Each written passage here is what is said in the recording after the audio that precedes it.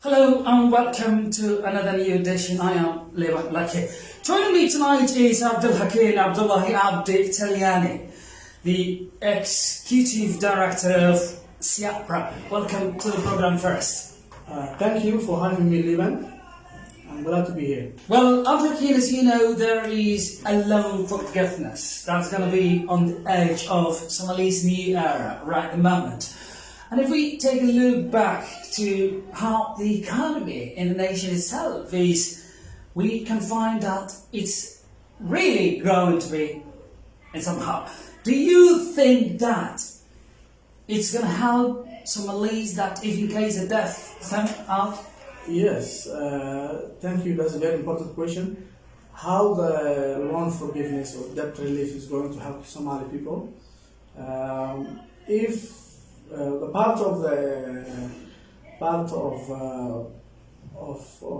loan forgiveness is to make the economy inclusive, so it has to reach the people. Okay, so Somali people will benefit a lot. Somali government can borrow. They will have access to financing from International Monetary Fund, also known as IMF, and the World Bank and African Development Bank and other creditors. So they will have access to financing, and they can finance infrastructure projects like port and roads and other agriculture and other economic activities. So it will create environment to create jobs. It will, if the people have infrastructures, they can do business. If the people have security, so yes, they will benefit a lot from this loan forgiveness. The people of Somalia. Okay, to make sure that the death relief has gone on its right direction, there must be a political stability at least in the nation. Right now, as you know, the country, Somalia, has taken a federal system in which other local government has to be play an important role in terms of the economy or policy or anything else. Now, if the nation's political stability is not absolutely united, how can we expect, such a loan has to be relieved out? What do you think? So the loan forgiveness process is ongoing, still going on.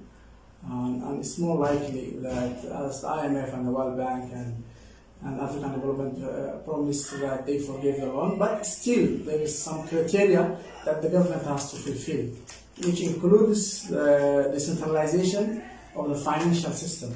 It has to reach the federal member states, and the income base of the taxation has to be broadened into the federal system, and so still it's ongoing process, and so they are meeting, and there is also it's constitutional issue, and there's reconciliation. It's also political reconciliation is needed, so it's ongoing process. Okay, Somalia, as you know, just became a failed state in 1991 as soon as the United Somali Congress UC had, ousted the regime that has been ruling the nation for 21 years. From that day up to this time, the loans on the nation has only been increasing. Right at the moment, there are nations who supported Somalia to relieve that debt. What can you mention about those nations? Those nations are the friends of Somalia, and they want Somalia to succeed, and they wish for Somalia to succeed. So those nations are like the European Union, including Norway and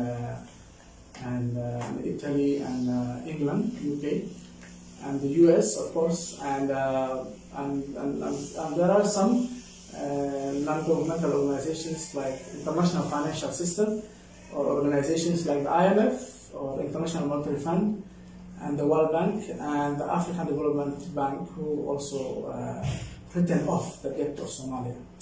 Okay, at this time, there is no national currency running in the nation, as you often know. People use the US dollar everywhere in the country. So what do we need to do in order to make sure that the country gains its independence in terms of its own currency? The Somali currency is very important, and now we know that the country is, we can say that it's dollarized. So everywhere dollar is used in EBC and also transactions in the market in Somalia, all over the markets. And Somali currency exists, but it's very weak. It lost its credibility due to some, due to lack of governance the last 27 years or so. So Somali government has to do a couple of steps in order to gain and print out some new currency, which is, first of all, Somalia has to strengthen, and the central bank of Somalia has to be strengthened, and also it has to gain credibility, and it has to be independent bank which can function. The governance system, the security system has to be in place that can enforce the laws of forging and printing money. So also Somalia needs help. They need the money to print.